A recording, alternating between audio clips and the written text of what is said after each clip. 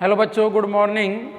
मैं तेजपाल बीसल स्वामी केशवानंद शिक्षण संस्थान की ऑनलाइन क्लासेज में आपका हार्दिक स्वागत करता हूं।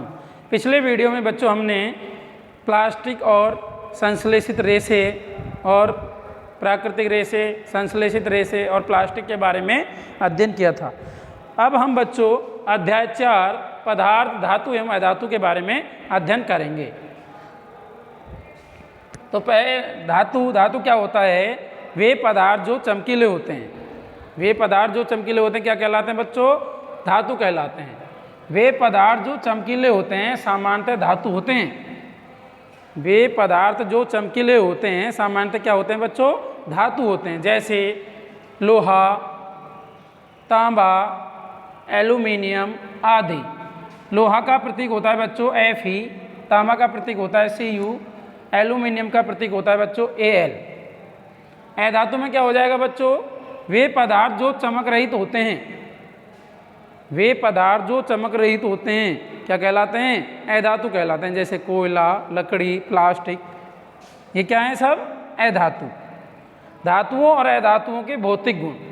अब हम बच्चों धातुओं और अधातुओं के भौतिक गुणों के बारे में जानेंगे। भौतिक अवस्था पहला है हमारा धातुओं और अधातुओं के भौतिक गुण में पहला है भौतिक अवस्था। भौतिक अवस्था के बारे में धातु के बारे में जानेंगे और अधातु के बारे में भौतिक गुणों के बारे में जानेंगे। भौतिक अवस्था में सामान्य ताप पर अधिकांश धातुएं कैसी होती हैं? ठोस होती हैं, जैसे तांबा, लोहा आदि। जबकि अधातुएं ठोस, द्रव, गैस तीनों अवस्थाओं में पाई जा सकती हैं।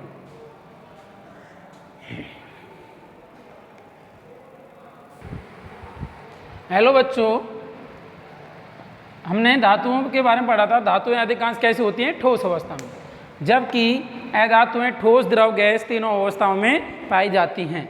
जैसे ठोस के रूप में कौन कौन सी पाई जाती है? जैसे कार्बन, सल्फर, ये ठोस रूप में पाई जाती है। कार्बन का प्रतीक होता है C, सल्फर का प्रतीक होता है S। सल्फर का दूसरा नाम भी होता है बच्चों, ध्यान रखना आपको, गंधक।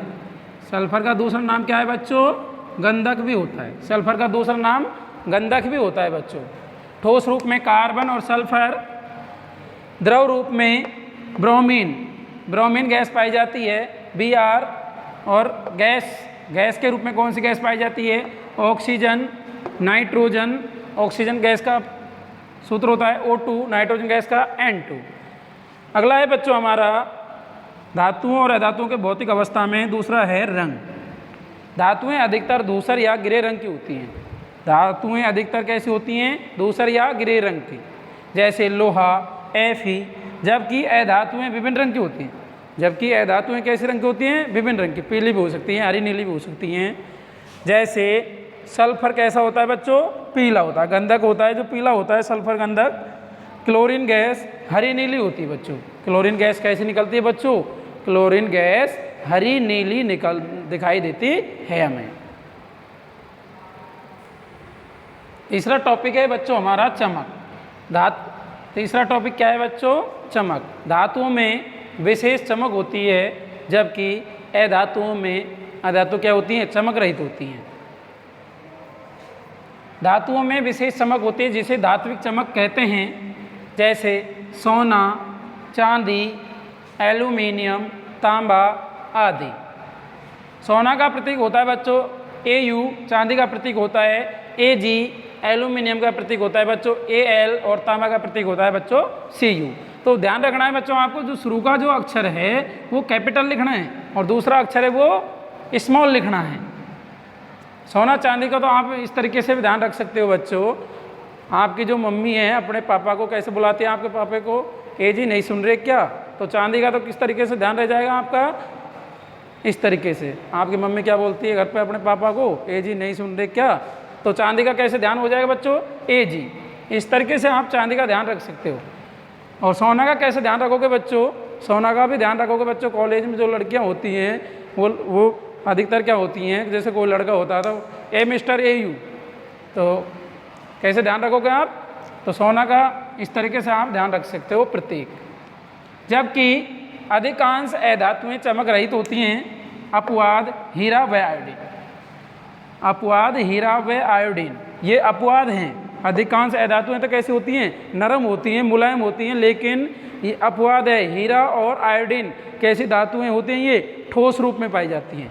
ये अपवाद है बच्चों, ध्यान रखना है बच्चों आपको। कठोरता, अधिकांश धातुएं कठोर होती हैं, अधिकांश धातुएं, सॉरी बच्चों इसमें थोड़ी मिस्टेक हो गई थी, अधिकांश अधातुएं चमक रहित होती हैं। चमक रहित का मतलब है उनमें चमक नहीं होती है बिल्कुल भी।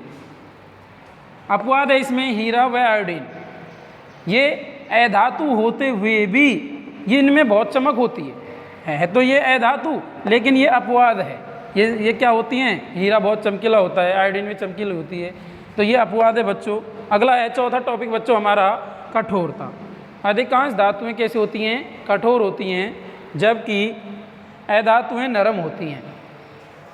कठोरता में क्या हो जाएगा बच्चों, अधिकांश धातुएं कठोर होती हैं जबकि अधातुएं नरम होती हैं।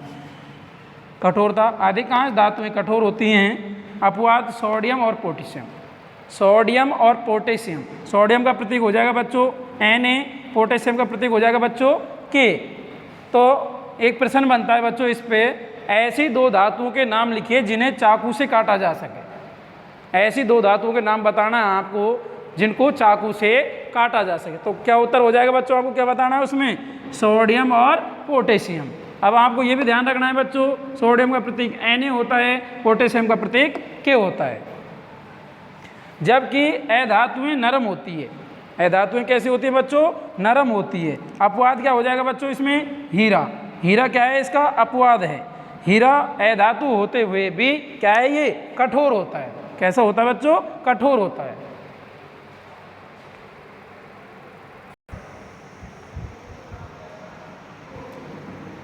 अगला है बच्चों हमारा धातु और अधातु के भौतिक गुण में पांचवा है ध्वनिकता। धातुएं जब किसी अन्य ठोस वस्तु से टकराती हैं या धातुओं पर किसी वस्तु से आघात किया जाता है तब विशेष धात्विक ध्वनि उत्पन्न होती है। धातु किसी वस्तु से टकराती है या उस पर हम कोई चोट मारते हैं, आघात करते हैं, उसको पीटते हैं तो विशेष धात्विक ध्वनि उत्पन्न होती है। जैसे घंटी, वाद्य यंत्र आदि। हम जब घंटी को बजाते हैं तो घंटी लोहे की भी होती है, तांबे की भी होती है, एल्युमिनियम की भी होती है। जब हम उसको ज़ोर से उस पर चोट करते हैं, आघात करते हैं तो वो ध्वनि उत्पन्न करती है। वाद्य यंत्र होते हैं आदि। जबकि अधातुएं टकराने या पीटने पर ध्वनि उत्पन्न नहीं करती है। जैसे कोयला, कोयले को अगर हम पीटें तो कोई ध्वनि उत्पन्न नहीं होती है। छठा है हमारा ऊष्मीय चालकता।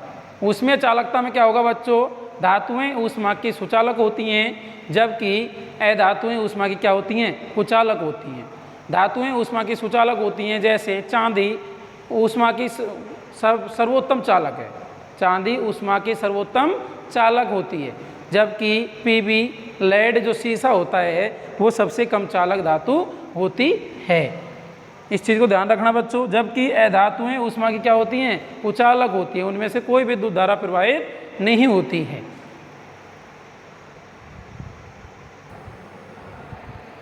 हेलो बच्चों, अगला टॉपिक है हमारा 7वां पॉइंट है आघात वर्धनीयता। आघात वर्धनीयता का अर्थ है, आघात का मतलब पीटना और वर्धन का मतलब बढ़ना। आघात वर्धनीयता में आघात वर्धनीयता का अर्थ है, आघात का मतलब होता है पीटना और वर्धन का मतलब होता है बढ़ना, यानी पीटने पर फैलना, अर्थात पीटने पर फैलना। इसी गुण के कारण धातुओं की पतली चादर बनाई जा सकती है। एल्युमिनियम, जैसे एल्युमिनियम, जिंक। एल्युमिनियम में क्या करते हैं, एल्युमिनियम को पीटकर और बहुत सारी चादर बनाई जाती हैं, जैसे हमारे टीन सेट हैं और बसों की चादरें बनाई जाती हैं। जबकि अधातुओं में भंगुरता पाई जाती है, अधातुओं में भंगुरता पाई जाती है, अर्थात हथौड़े से पीटने पर वह चूर्ण या टुकड़ों में बदल जाती है। जैसे कोयला, कोयले को अगर हम चोट मारें तो क्या होगा, वो चूर्ण में या टुकड़ों में बदल जाएगा, परिवर्तित तो हो जाएगा।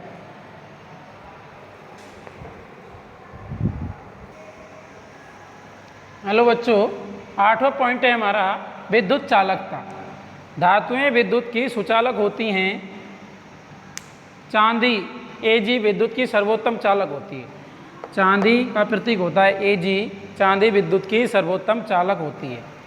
जबकि अधातुएं विद्युत की क्या होती हैं बच्चों? कुचालक होती हैं। जबकि अधातुएं विद्युत की क्या होती हैं? कुचालक होती हैं। और धातुएं विद्युत की क्या होती हैं बच्चों?